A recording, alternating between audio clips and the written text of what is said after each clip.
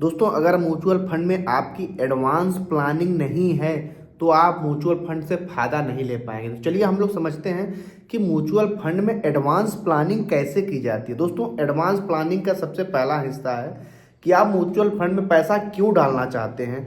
अगर इसका जवाब आपके पास है तो आप म्यूचुअल फंड के लिए हैं।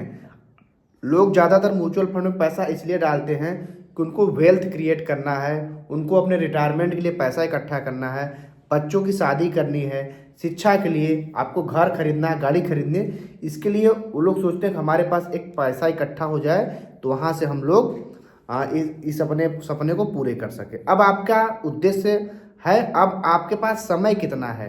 तो दोस्तों म्यूचुअल फंड के एडवांस प्लानिंग में आप पैसा किस लिए इकट्ठा कर रहे हैं और आपके पास समय कितना है, ये दोनों बात अगर आपको पहले से ही पता है तो सबसे ज़्यादा रिटर्न आप म्यूचुअल फंड से ले पाएंगे। कैसे सबसे ज़्यादा रिटर्न ले पाएंगे भाई? अगर आपके पास समय पर्याप्त है तो म्यूचुअल फंड में रिस्क आपका ऐसे ही खत्म हो जाता है। जिनके पास ज़्यादा समय होता उनके लिए म्यूचुअल फंड में नो रिस्क।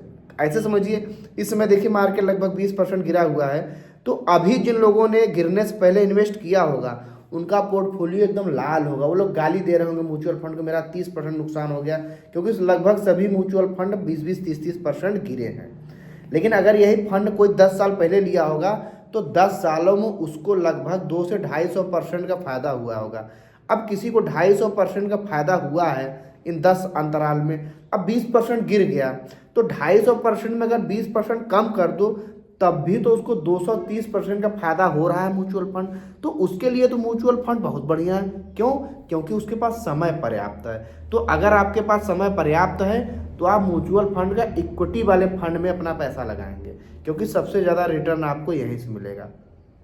अगर आपके पास 5 साल से कम समय है तो आप म्यूचुअल फंड के हाइब्रिड फंड में पैसा लगाएंगे, क्योंकि यहाँ पे ये वाला गिरता बहुत कम है। अगर आपके पास 5 साल से भी कम समय है लेकिन आप फिर भी म्यूचुअल फंड में आना चाहते हैं तो आप डेब्ट फंड में पैसा लगाएंगे। डेब्ट फंड वो होता है जो सरकार जिन लोगों को लोन दिया, लोन का रिकवरी होता है, वहाँ से कॉर्पोरेट बांड हो गया, सरकारी बांड हो गया, डिबेंचर हो गया, वहाँ से पैसा मिलता है। तो 9 से 10-12% का रिटर्न यहाँ से मिलता है डेब्ट फंड से।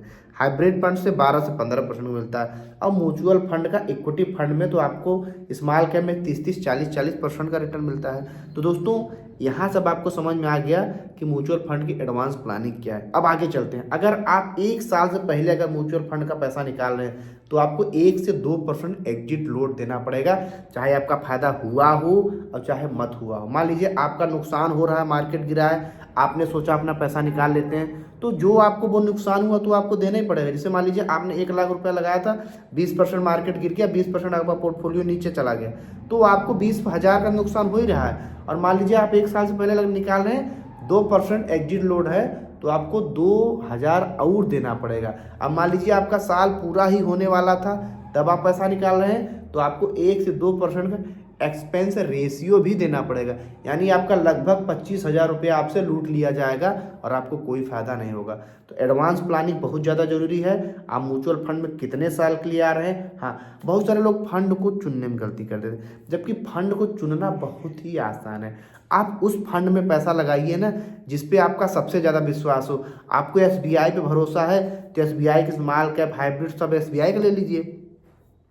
देश की सबसे बड़ी bank HDFC bank, HDFC bank में ले लीजिए। आपका जिस बैंक में खाता आप उसी बैंक का ले लीजिए। अच्छा, ऐसा अगर आप नहीं चुन पा रहे हैं तो म्यूचुअल फंड को चुनना बहुत आसान है। स्मॉल कैप में देखिए जो प्रतिष्ठित फंड है, 10,000 करोड़ से ज़्यादा की संपत्ति उसके पास है, एक्सपेंस रेशियो कम है और लगातार 5-6 सालों में बढ़िया रिटर्न बना के दिया है, उसमें डाल दीजिए।